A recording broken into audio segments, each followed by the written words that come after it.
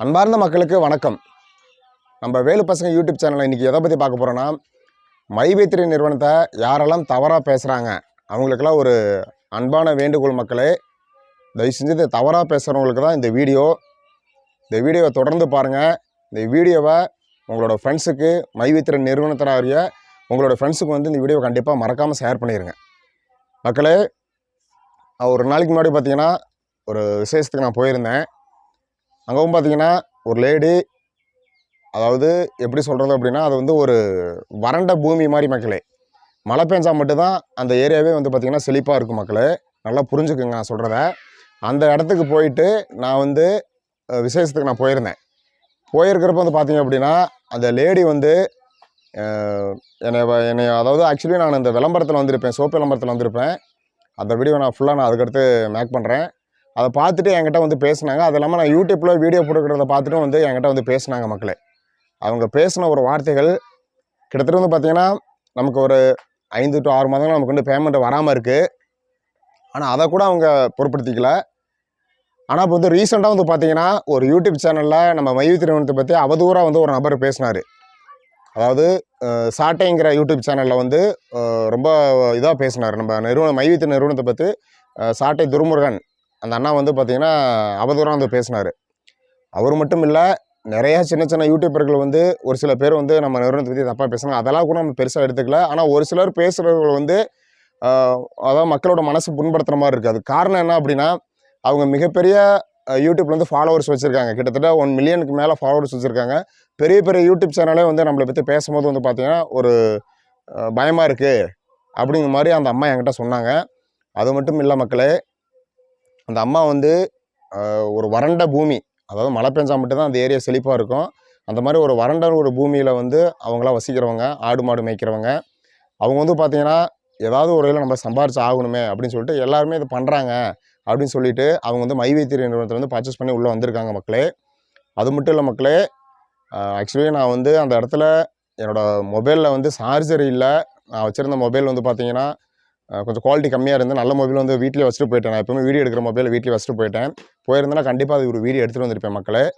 அவங்க சொன்ன ஒரு வார்த்தைகள் பார்த்திங்கன்னா, நம்ம பர்ச்சேஸ் பண்ண அந்த கேப்ஸில் சாப்பிட்டுட்டு அவங்களுக்கு சுகர்லாம் கண்ட்ரோலில் வந்திருக்குங்கிற மாதிரி ஒரு விஷயம் சொன்னாங்க ஃபஸ்ட்டு. அது இல்லாமல் இந்த நெகட்டிவ் வீடியோவை பார்த்துட்டு அவங்க மனசு பார்த்திங்கன்னா ரொம்பவே பாதிச்சிருக்கு. என்கிட்ட பேசும்போதே பார்த்திங்கன்னா அழுதுட்டாங்க மக்களே. எனக்கு ரொம்பவே சங்கட்டமாயிருச்சு, ரொம்ப ரொம்ப கஷ்டமாயிருச்சு. ஏன் அப்படின்னா, நம்ம நிறுவனத்தை பற்றி எதுவுமே தெரியாமல் யூடியூப்பில் அவதூறு பரப்பிக்கிட்டு இருக்காங்க, அவதூறு பேசிகிட்டு இருக்காங்க மக்களே. நல்லா புரிஞ்சுக்குங்க. இதை தட்டி கேட்க போய் தான் ஒரு தடவை நம்ம எம்டி சார் நம்ம நிறுவனத்தை பற்றி தப்பாக பேசுகிறாங்களே, இவங்களுக்கு எதிராக நமக்கு ஒரு கம்ப்ளைண்ட் கொடுக்கணும் அப்படின்னு ஒரு தடவை போயிருந்தார் கமிஷனர் ஆஃபீஸுக்கு. அப்போ நம்ம எம்டி சாரை அரெஸ்ட் பண்ணியிருந்தாங்க. அதை கூட எல்லாருமே எம்டி சாரை அரெஸ்ட் பண்ணிட்டாங்க அப்படின்னு தப்பாக பேசுனாங்க மக்களே. அது ஏன் அரெஸ்ட் பண்ணாங்கன்னா, ஷார்ட்டாக சொல்கிறேன், அடுத்த நாள் நம்ம எம்டி சார் போனப்போ அதுக்கு அடுத்த நாள் பார்த்தீங்கன்னா சிஎம் முதலமைச்சர் கோயம்புத்தூர் வர்றது மாதிரி இருந்துச்சு. அந்த ஒரு காலத்தில் ஏதாவது ஒரு சம்பவம் நடந்துடக்கூடாது அப்படிங்கிறதுக்காக அன்றைக்கின்னு நீங்கள் கூட்டத்தை கூட்டிட்டீங்க, கூட்டி போராட்டம் பண்ணுற மாதிரி வந்துட்டீங்க, அதனால் அரெஸ்ட் பண்ணுறோம் அப்படின்னு சொல்லிட்டு நம்ம அரெஸ்ட் பண்ணியிருந்தாங்க எம்டி சாரை. அப்போ பார்த்தீங்கன்னா எம்டி சார் அந்த டைமில் ஒரு வாரத்தில் வெளியே வந்துட்டார். அப்போ கூட நமக்கு பார்த்தீங்கன்னா பேமெண்ட்டு அந்த வாரத்தில் நமக்கு எல்லாத்துக்குமே பேமெண்ட் போட்டாங்க மக்களே. அதெல்லாம் அதுக்கு முன்னாடி இப்போ வந்திருந்தவங்க, அதுக்கு முன்னாடி நிறுவனத்தில் தொடர்ச்சியாக இருந்தவங்களுக்கு அது கண்டிப்பாக தெரிஞ்சிருக்கும். இப்போ ரீசெண்டாக வந்தவங்களுக்கு அந்த மாதிரி தெரிஞ்சிருக்காது. நான் சொல்கிறது என்ன அப்படின்னா, நம்ம மைவேத்திரி நிறுவனத்தை பற்றி தவறாக பேசுகிறவங்க தயவு செஞ்சு யாருமே பேசாதீங்க மக்களே. அதாவது உங்கள்கிட்ட நாங்கள் நீங்கள் தவறாக பேசுனீங்க அப்படின்னா கேஸ் போடுறவங்க மேலே, எங்கள் நிறுவனத்தை பற்றி தப்பாக கேஸ் போடுறதுலாம் நான் சொல்ல வரல, சரிங்களா? அது நடக்கும், அது ஆட்டோமேட்டிக்காக எப்போ நடக்கணுமோ அது கண்டிப்பாக நடக்கும் மக்களே. ஆனால் நிறுவனத்தில் என்ன நடந்துகிட்டு இருக்குங்கிறது தெரியாமல் நீங்கள் எதுவுமே சொல்லாத. இப்போது பார்த்தீங்கன்னா கோர்ட்டில் கேஸ் நடந்துகிட்டு இருக்கு மக்களே. நாங்கள் ஏன் பாசிட்டிவாக பேசுகிறோன்னா, நாங்கள் நிறுவனத்தில் தொடர்ச்சியாக பயன்பட்டுக்கிட்டு இருக்கோம். எங்கள் நிறுவனத்தால் பார்த்திங்கன்னா நிறைய நன்மைகள் நாங்கள் அடைஞ்சிருக்கோம். நிறையா கஷ்டங்களை மைவேத்திரி நிறுவனம் எங்களை போக்கியிருக்கு. அந்த ஒரு காரணத்துக்காக மக்களே நாங்கள் நிறுவனத்தை பற்றி பார்த்திங்கன்னா பாசிட்டிவாக பேசியிருக்கோம். நெகட்டிவாக பேசுகிறீங்க, நிறுவனத்தில் என்ன நெகட்டிவாக நீங்கள் கண்டுபிடிச்சிட்டீங்க, அதாவது நியூஸ்லாம் வர்றதை பார்த்துட்டு நீங்கள் ஒரு முடிவு பண்ணிட்டீங்கன்னு நினைக்கிறேன். நல்லா தெரிஞ்சுங்க மக்களே, நியூஸில் வர்றது எல்லாமே உண்மைனா உண்மையே கிடையாது, எல்லாமே பொய்னா பொய்யும் கிடையாது, சரியா? நியூஸுக்கெல்லாம் ஒரு சம்பவம் நடக்குது அப்படின்னா நம்ம சேனலில் ஃபஸ்ட்டு அந்த நியூஸ் வரணும் அப்படிங்கிறதுக்காண்டி ஏதாவது ஒரு வீடியோ எடுத்து மேக் பண்ணி போட்டுருவாங்க மக்களே. அதுக்கப்புறம் அது நல்லதாக கெட்டதாங்கிறலாம் பார்க்கவே மாட்டாங்க. எக்ஸாம்பிள் வந்து பார்த்தீங்கன்னா கோயம்புத்தூர் நபர் நம்ம மைவைத்திய உறுப்பினர் வந்து என்னை கொலை செய்ய வந்துட்டாங்க, கொலை செய்ய வந்துட்டதுனால நான் வந்து புகார் கொடுத்ததுனால தான் என்னை கொலை செய்ய வந்துட்டாங்க அப்படிங்கிறது மாதிரி வந்து பேட்டி கொடுத்துருப்பாரு. ஆனால் அதோட உண்மையான தகவல் யாருக்காவது அப்புறம் கிடச்சதா? கடைசியில் அவர் வந்து ரோட்டை கிராஸ் பண்ணியிருக்காங்க, இவர் வந்து எதர்ச்சியாக போயிருக்கா, அவர் வந்து மேலே மோதி இருக்கு, கெட்ட வார்த்தையில் திட்டியிருக்காரு, அதனால் அவங்க இறங்கி வந்து அடிக்க வந்திருக்கிறாங்க. கடைசியில் வந்து பார்த்தீங்கன்னா மைவைத்திரிக்கும் அந்த நபர்களுக்கும் என்ன சம்மந்தம்னே தெரியல, அந்த மாதிரி போயிடுச்சு. அந்த கேஸை பற்றி யாருக்காவது தெரிஞ்சதா? உடனே அந்த வீடியோவை பார்த்துட்டு நிறைய பேர் எனக்கு வந்து கால் பண்ணி ஐயோ இப்படி நடக்குது இப்படி நடக்குது அப்படின்னு சொல்லி பயந்துட்டு இருந்தீங்க மக்களே. தயவு செய்து நீங்கள் பயப்படாதீங்க மக்களே. அதாவது யூடியூப்பில் பேசுகிறவங்க பேசிட்டு போட்டும், அதெல்லாம் வந்து நம்ம கண்டிப்பாக அதுக்கு ஒரு தக்க நடவடிக்கை வந்து நம்ம நிறுவனத்து சார்பு கண்டிப்பாக நம்ம நிர்வாகம் வந்து எடுக்கும். ரெண்டாவது, இந்த மைவைத்தியத்தில் ஜாயின் பண்ணாமல் இந்த ஊர்லலாம் சுற்றிக்கிட்டு இருப்பாங்க பார்த்தீங்களா சில பேர், அவங்களாம் வந்து மைவைத்தியம்னா என்னன்னே தெரியாமல் நியூஸை பார்த்துட்டு நியூஸில் வந்து இப்படி தப்பாக சொல்கிறாங்களே அப்படின்னு அதை கேட்டுட்டு நீ மைவைத்தியத்தில் அவ்வளோதானா, உனக்கு பணம் வராது அப்படின்னு சொல்லி மைவைத்தியத்தை பற்றி என்னன்னு தெரியாமையே வந்து அவங்கள வந்து உஸ்பேத்தி விடுறது, அவ்வளோதான் பணம் வராதுன்னு சொல்லி அவங்க மனநிலையை வந்து போக்குறது. மக்களே ஒன்று நல்லா புரிஞ்சுக்குங்க, உங்கள் ஊரில் ஒருத்தர் முன்னேறி வராருன்னா அந்த ஊருக்காரங்களுக்கு தான் பெருமை, அதை வந்து எல்லாருமே புரிஞ்சுக்குங்க. உன் பக்கத்தில் இருக்கிற ஃப்ரெண்டு வந்து முன்னேறி வரானா உங்களுக்கு தான் பெருமை. ஏன் அதை வந்து நீங்கள் வந்து ஒருத்தன் சம்பாரித்து வளர்ந்து வரானே அவனை ஏன் கீழே தள்ள பார்க்குறீங்க?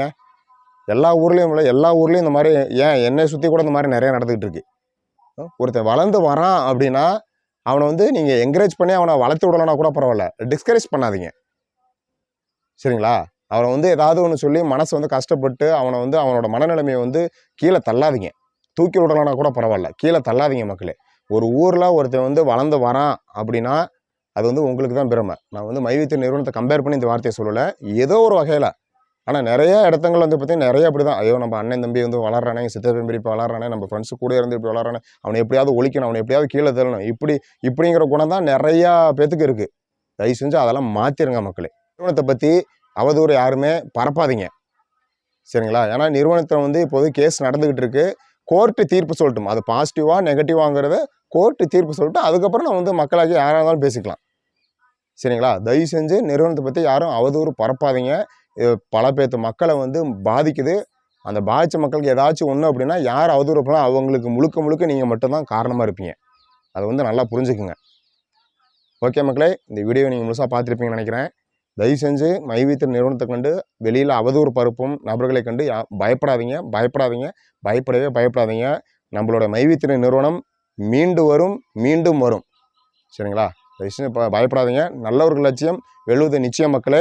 இன்னும் கூடிய விரைவில் ஒரு 2 வாரங்களில் வந்து பார்த்திங்கன்னா நமக்கு ஒரு நல்ல அப்டேட்டு 100% வரதுக்கு உண்டான வாய்ப்புகள் அதிகமாகவே இருக்குது. காத்திருங்கள். இவ்வளோ நாள் காத்திருந்துட்டோம், இன்னும் ஓரிரு வாரங்கள் மட்டும் காத்திருங்க. கண்டிப்பாக நமக்கு ஒரு நல்லது செய்தி கண்டிப்பாக கிடைக்கும் மக்களே. கண்டிப்பாக கிடைக்கும். மீண்டும் ஒருவே நல்லவர்கள் லட்சியம் வெல்வது நிச்சயம். நன்றி, வணக்கம் மக்களே.